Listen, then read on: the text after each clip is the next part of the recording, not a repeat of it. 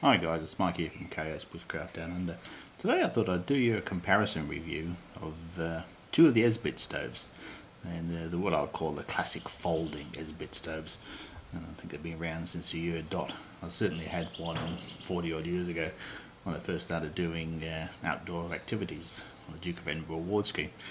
And they're as relevant and as good now as they were then. Now I've certainly got a lot more high-tech stoves and gear, but there is always been one of these stoves in my go bag, or bug out bag if you want to call it that, because there's nothing to go wrong with them. I mean, if you've got a fuel tablet, you can boil half a litre of water, and if you want to know how much water you can boil, you just need to count up the tablets.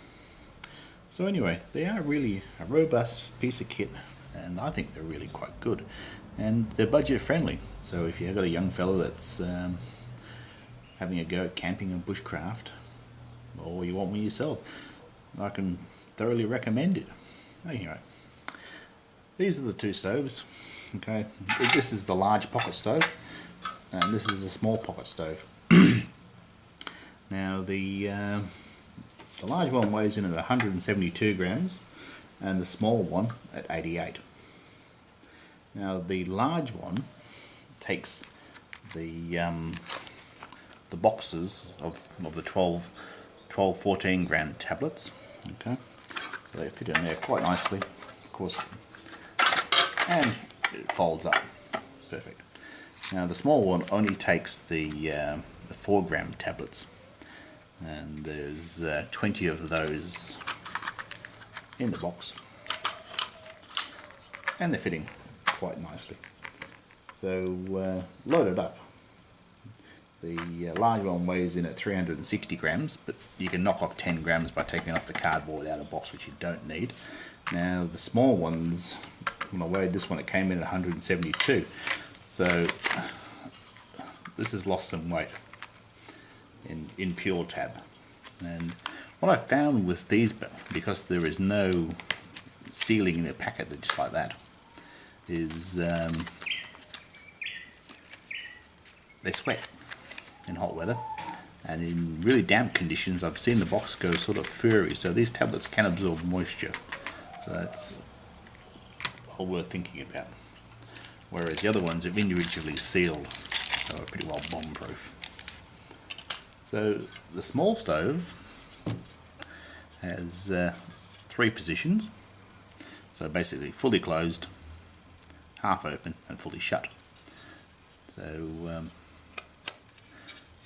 this is the position I use for cups and canteen cups and stuff, and it is rock solid. That's the standard GSI sort of cup, canteen cup, perfect, and of course fully open, and that suits your mess tins. So top little stove. Now we'll move on to the big boy. Now the big boy obviously got more positions, so it's got an extra position, and it also, when you look at them, has a larger area for fuel tabs.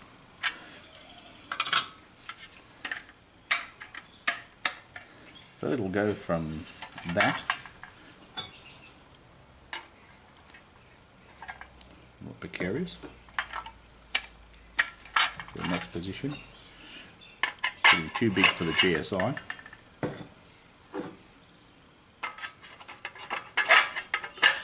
The canteen cup's not particularly happy at all.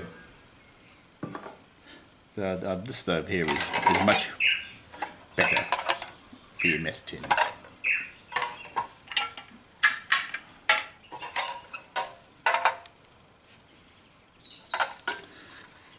Now this larger one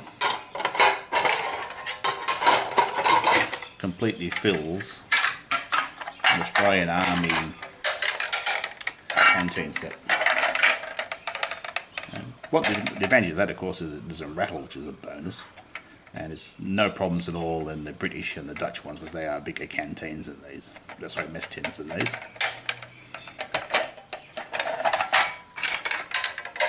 So it's quite a good stove. So coming down to it, basically a box of these tablets and that there, you can boil 6 litres of water. That's good to know. And the smaller one, just less than 3.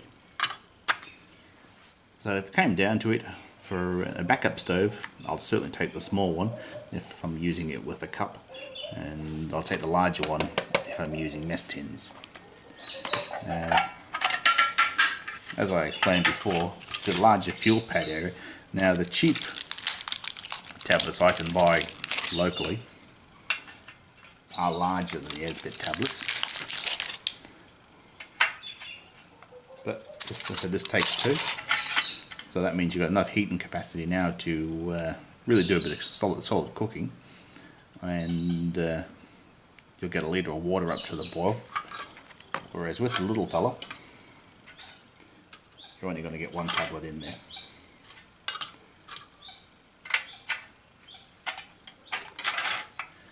Now, of course, it always comes down to cost. These little tablets, which they sell locally for model steam engines and stuff, are still really useful, and I use them when I'm using my little wood burning stove, because they're a great way of getting it started. Anyway, I hope you found that interesting. Thanks for watching. Bye.